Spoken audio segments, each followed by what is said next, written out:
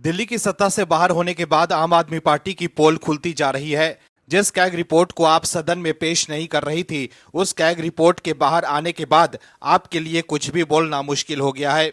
लेकिन सत्ता से बाहर होने के बाद आपके नेता काफी बेचैन नजर आ रहे हैं।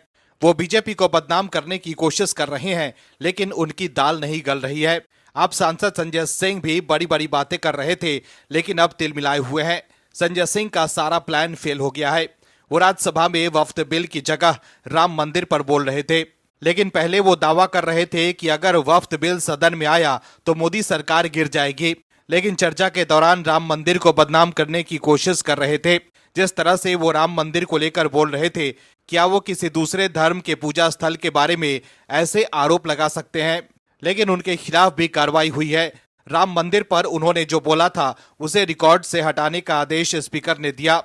वहीं इस खबर में आगे आपको बताएंगे सब कुछ डिटेल में कि कैसे संजय सिंह का प्लान हो गया है फेल, और कैसे कपिल सिब्बल और अभिषेक मनु सिंघवी भी तिलमिलाए हुए हैं, और कैसे वक्फ बिल पर राहुल गांधी का दांव पड़ गया है उल्टा। तो बने रहिए हमारे साथ अंत तक और देखिए हमारी ये खास रिपोर्ट। साथ ही आप दर्शकों से विनम्र निवेदन है कि अगर अब तक आपने चैनल को सब्सक्राइब नहीं किया है तो अभी कर लीजिए। वक्फ बिल पर आम आदमी पार्टी के सांसद संजय सिंह का प्लान फेल हो गया है। संजय सिंह सपने देख रहे थे कि वक्फ बिल आने से मोदी सरकार गिर जाएगी, क्योंकि नीतीश कुमार और चंद्रबाबू नायडू समर्थन वापस ले लेंगे।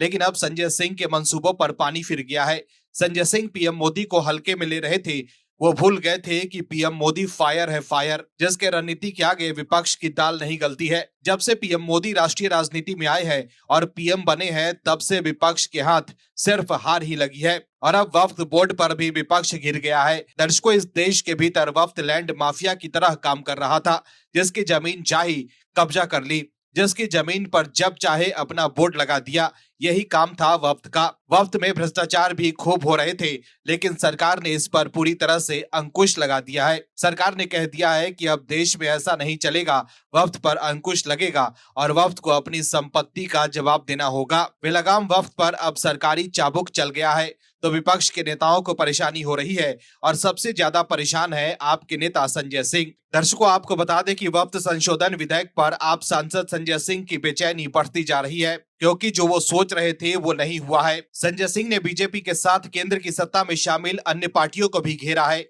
उन्होंने कहा है कि इस बिल का एकमात्र मकसद विवाद खड़ा करना है। आप सांसद संजय सिंह ने कहा है कि ये एक नाजायज बिल है, जिसका मकसद देश में झगड़ा कराना है। वहीं संजय सिंह इसे संविधान की हत्या करार दे रहे हैं। वहीं वक्फ विधेयक पर राज्यसभा में चर्चा के दौरान आम आदमी पार्टी के सांसद संजय सिंह ने सरकार पर हमला बोला।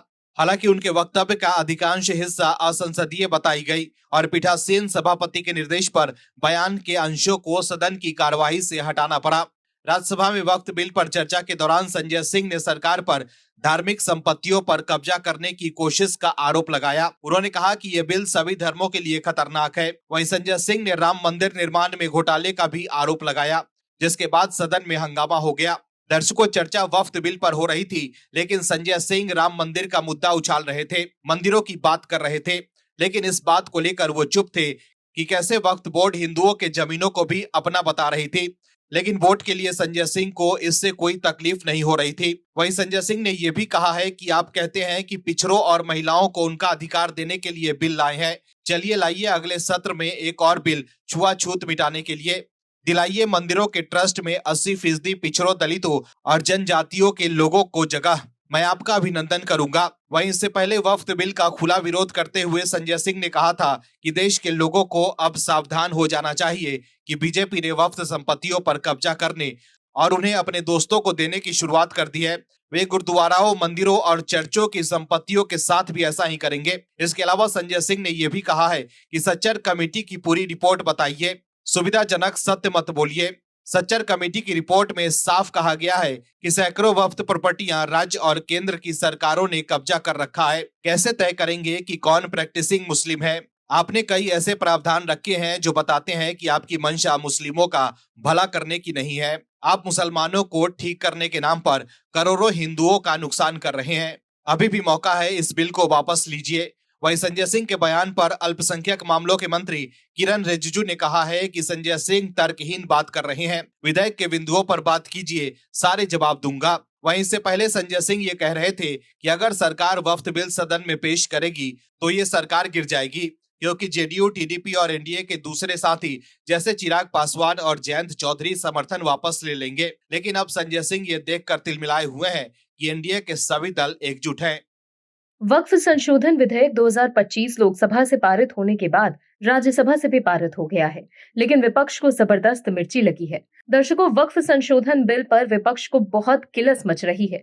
विपक्ष के नेता कह रहे हैं कि वक्फ बिल की वजह से सामाजिक और धार्मिक विभाजन होगा, लेकिन सच तो ये है कि विपक्ष को डर लग रहा है कि अब उनकी तुष्टीकरण की राजनीति पूरी तरह से खत्म हो जाएगी। तभी तो विपक्ष के लोग हल्ला कर रहे हैं। विपक्ष के नेता ये समझ ही नहीं पा रहे कि कैसे वक्फ पर लोगों का जमीन हड़पने के आरोप लग रहे हैं।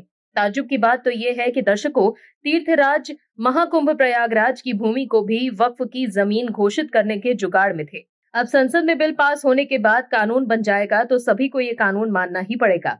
अब वक्फ किसी की भी जमीन को अपनी जमीन घोषित नहीं कर पाएगा, लेकिन विपक्ष के नेता ये सब बर्दाश्त नहीं कर पा रहे। कपिल सिब्बल से लेकर अभिषेक मनु सिंघवी तक तमाम विपक्षी नेता चिंतित हैं, लेकिन मोदी सरकार ने विपक्ष को खरी खोटी सुना दी और पोल खोल कर रख दी। लोकसभा और राज्यसभा से वक्फ बिल पास होने के बाद अब राष्ट्रपति के हस्ताक्षर के बाद कानून बन जाएगा, लेकिन राज्यसभा में चर्चा के दौरान कपिल सिब्बल काफी तिलमिलाए हुए हैं। कपिल सिब्बल ने राज्यसभा में कई पॉइंट्स उठाए। उन्होंने कहा कि समझ लीजिए कि मेरे पास कुछ प्रॉपर्टी है, मैं हिंदू हूँ, मुसलमान हूँ, सिख हूँ या ईसाई हूँ, मैं उस प्रॉपर्टी को चैरिटी में देना चाहता हूँ तो उसे कौन रोक सकता है? कोई भी नहीं रोक सकता। इतिहास में ऐसा अधिकार है कि कोई गैर मुस्लिम भी वक्फ बना सकता है। 1954 और 1995 में जो प्रावधान लाया गया था कि केवल मुसलमानों को वक्फ बना सकते हैं और कोई नहीं बना सकता। कपिल सिब्बल ने इस दौरान कई मुद्दों का जिक्र किया, जिस पर केंद्रीय संसदीय कार्य मंत्री किरेन रिजिजू ने जवाब दिया। किरेन रिजिजू ने कहा कि हम चाहते हैं कि वरिष्ठ सांसद सदन में बैठे और डिबेट में हिस्सा लें तो अच्छा होगा।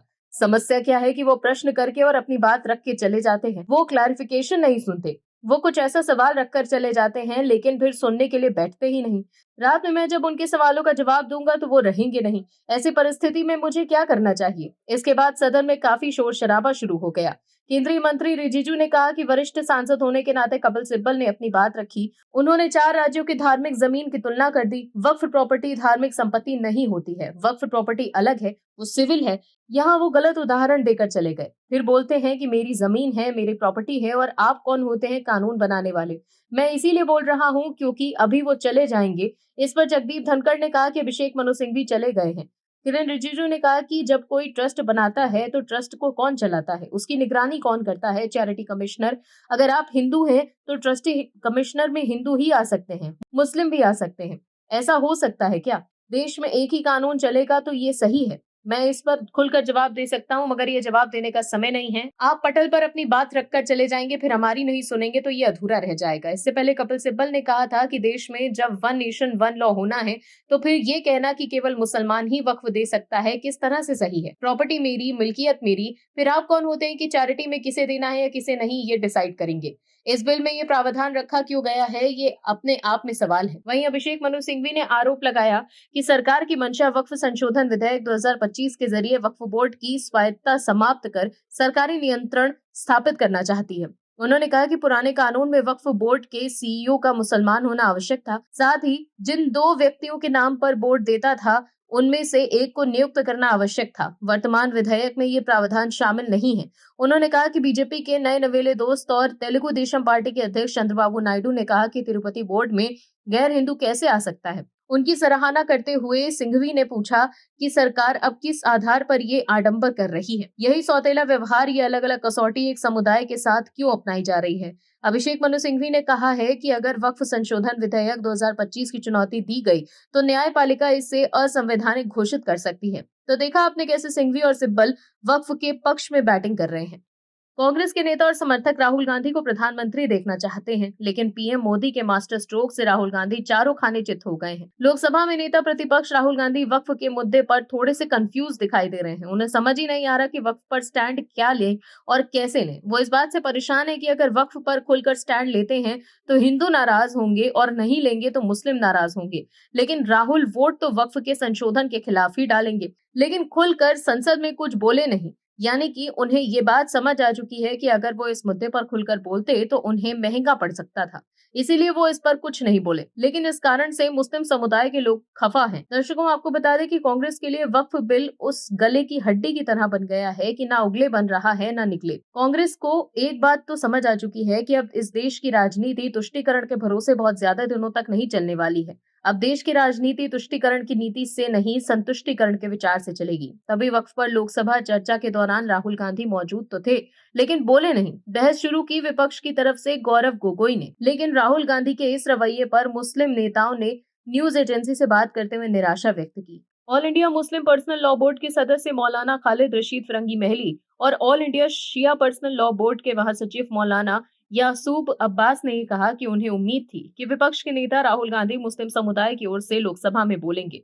2 अप्रैल को विपक्ष के नेता राहुल गांधी वरिष्ठ कांग्रेस नेताओं और सांसदों के साथ बैठक के लिए संसद में उपस्थित थे ताकि संशोधनों पर पार्टी के रुख पर चर्चा की जा सके। हालांकि ये बैठक के तुरंत बाद चले गए। स्पष्ट रूप से महत्वपूर्ण वक्फ बहस से अनुपस्थित रहने का फैसला किया। बाद में वो मतदान के लिए उपस्थित हुए। चर्चा के दौरान उनकी अनुपस्थिति के लिए उन्हें आलोचनाओं का सामना करना पड़ रहा है। मीडिया एजेंसी से बात करते हुए मौलाना महली ने बताया कि मुझे आश्चर्य हुआ कि लोकसभा के नेता प्रतिपक्ष ने सदन में इसको लेकर कोई बयान नहीं दिया। मुझे उम्मीद है कि कांग्रेस पार्टी उचित बयान जारी करेगी। मौलाना अब्बास ने ये बताया कि राहुल गांधी और प्रियंका गांधी को बयान देना चाहिए था। मुझे उम्मीद थी कि प्रियंका गांधी आएंगी और वक्फ बिल के खिलाफ वोट करेंगी, लेकिन उन्होंने ऐसा नहीं किया। उन्होंने आगे कहा कि हमें प्रियंका गांधी में इंदिरा गांधी दिखती हैं। कांग्रेस का मुसलमानों को समर्थन करने और उनके लिए बोलने का इतिहास रहा है। पार्टी ने विधेयक के खिलाफ मतदान किया, लेकिन मैं लोकसभा में राहुल गांधी को बोलते हुए सुनना चाहता था। दोनों मुस्लिम नेताओं ने गुरुवार को राज्यसभा में वक्फ विधेयक पेश किए जाने पर भी प्रतिक्रिया व्यक्त की। उन्होंने कहा कि यदि विधेयक वहां से भी पारित होता है तो वो सर्वोच्च न्यायालय से हस्तक्षेप करने की मांग करेंगे। दर्शकों, इस वक्फ बिल पर लोकसभा में राहुल गांधी का मौन रहना कांग्रेस को भारी पड़ सकता है। ऐसे में अब घिरने के बाद कांग्रेस मुसलमानों को ये दिखाने की कोशिश कर रही है कि हम वक्फ बिल के खिलाफ कानूनी लड़ाई भी लड़ेंगे। ऐसे में कांग्रेस अब जल्द सुप्रीम कोर्ट में संसद में पारित वक्फ संशोधन विधेयक 2025 की संवैधानिक चुनौती देने वाली है। कांग्रेस नेता जयराम रमेश ने एक्स पर पोस्ट करते हुए कहा कि हम संविधान में निहित सिद्धांतों और प्रावधानों पर मोदी सरकार के हमलों का विरोध करते रहेंगे। दर्शकों, विपक्ष ने इस विधेयक को मुस्लिम विरोधी और असंवैधानिक करार दिया है, जबकि मोदी सरकार ने इसे ऐतिहासिक सुधार बताते हुए अल्पसंख्यकों के लिए फायदेमंद बताया। आपको बता दें कि कांग्रेस की याचिका पर सुप्रीम कोर्ट में सीएए 2019, आरटीआई अधिनियम 2019 में संशोधन, चुनाव संचालन नियम 2024 की वैधता और पूजा स्थल अधिनियम 1991 से जुड़े मामलों की सुनवाई जारी है और अब इस मामले को लेकर भी कांग्रेस कोर्ट का दरवाजा खटखटाने वाली है। कांग्रेस का कहना है कि वो संविधान की मूल भावना की रक्षा के लिए अपनी लड़ाई जारी रखेगी। Bureau report, OMH news. आप दर्शकों से विनम्र निवेदन है कि चैनल को सब्सक्राइब जरूर करें